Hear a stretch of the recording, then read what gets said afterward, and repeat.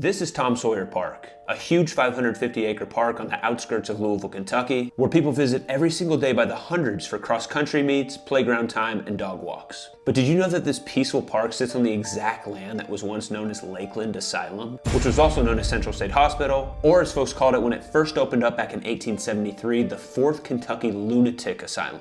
And yes, they really called it that. That's right, y'all. 100 years before there were swing sets and soccer fields, this land was home to one of the state's first major psychiatric facilities. And at its peak, the campus had 15 separate buildings, a working farm, its own water treatment facility, and a dedicated cemetery to bury the patients that had nowhere else to go when they died. It was essentially a self-contained campus that ran like a small city that housed over 5,000 patients at its peak.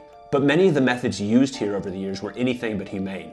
Patients at Central State underwent controversial procedures like insulin shock therapy, where massive insulin doses induced patients into comas, electroconvulsive therapy, which sent jolts of electricity through the brain, and perhaps the most infamous of all, lobotomies, where parts of the brain were literally severed to control behavior, all three of which were considered cutting-edge treatment back in the day.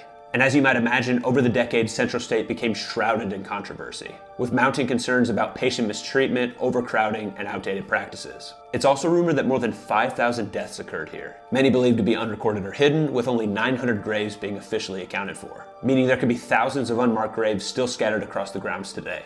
In 1974, more than a century after the asylum opened, the state converted part of the land into what we know today as Tom Sawyer Park, and the facility officially closed its doors in 1996. And fun fact for the next time you're walking on one of these beautiful park trails, many of these same paths are the same ones that once connected the different wards of the massive psychiatric hospital 100 plus years ago, which you can still see the outline of from above today.